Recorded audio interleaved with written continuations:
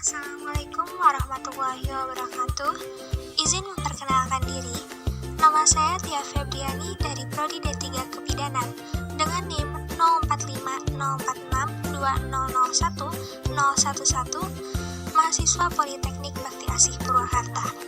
Di sini saya akan memaparkan materi mengenai perubahan anatomi reproduksi selama kehamilan trimester 1, 2, dan 3.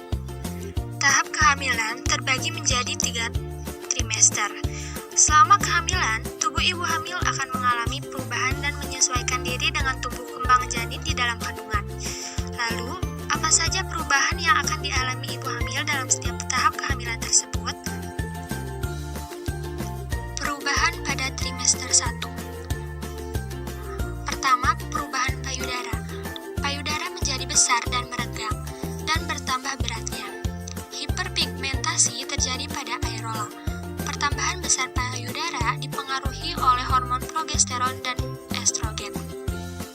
Kedua, sistem endokrin. Meningkatnya hormon estrogen dan progesteron, HCG berfungsi memproduksi korpus luteum. HPL naik bersifat diabetagonik sehingga kebutuhan insulin wanita hamil naik. Prolaktin terus meningkat, STH rendah ditekan HPL2.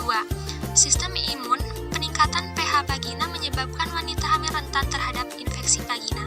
Sistem pertahanan tubuh ibu tetap utuh, kadar imunoglobin dalam kehamilan tidak berubah. Yang ketiga, pada minggu-minggu pertama kehamilan uterus masih seperti bentuk aslinya seperti buah alpukat. Pada akhir kehamilan 12 minggu, uterus akan menyentuh dinding abdominal mendorong usus seiring perkembangannya. Uterus akan menyentuh dinding abdominal mendorong usus ke samping dan ke atas, terus tumbuh hingga hampir menyentuh hati.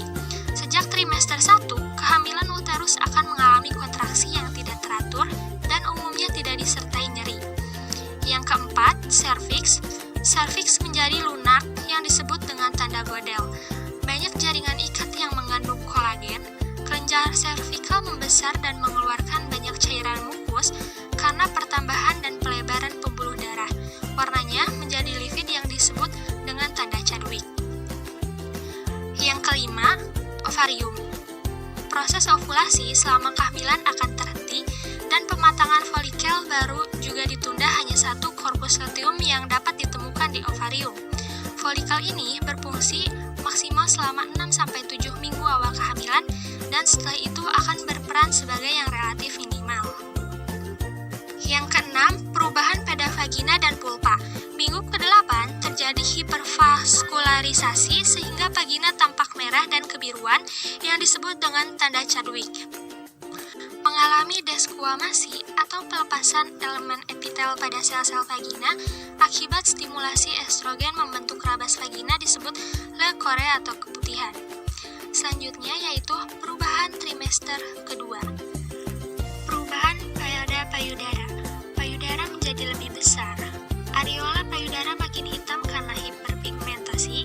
Glandula Montgomery makin tampak menonjol di permukaan areola mamae. Pada kehamilan 12 minggu ke atas, dari puting susu akan keluar cairan putih jernih yang disebut kolostrum, yang berasal dari kelenjar asinus yang mulai bereaksi. Pengeluaran ASI belum terjadi karena prolaktin ini ditekan oleh prolaktin inhibiting hormone. Perubahan sistem endokrin. Pada kehamilan, plasenta membentuk sejumlah besar gonadotropin chorion manusia, progesteron, somatotropin chorion manusia. Pada ibu hamil ovum tidak terbentuk, tetapi estrogen dan progesteron yang terbentuk. Sistem imun ternyata janin dapat diterima oleh sistem imunitas tubuh. Perubahan uterus. Bentuk uterus pada kehamilan 4 bulan berbentuk bulat, sedangkan pada akhir kehamilan berbentuk bujur telur. Pada kehamilan 5 bulan, rahim terasa seperti berisi cairan ketuban dan dinding rahim terasa tipis. Posisi rahim antara lain, pertama, pada 4 bulan kehamilan, rahim tetap berada pada rongga pelvis. Kedua, setelah itu mulai memasuki rongga perut yang pembesarannya dapat mencapai batas hati. 3. Rahim yang hamil biasanya mobilitasnya lebih mengisi rongga abdomen, kanan atau kiri. Perubahan serviks. Serviks bertambah dan menjadi lunak yang disebut dengan tanda Gödel. Kelenjar endoservikal membesar dan mengeluarkan cairan mukus. Oleh karena pertumbuhan dan pelebaran pembuluh darah, warnanya menjadi lipid yang disebut dengan tanda Chadwick. Perubahan ovarium. Saat ovulasi terhenti, masih terdapat korpus luteum graviditas sampai terbentuknya plasenta yang mengambil alih pengeluaran estrogen dan progesteron.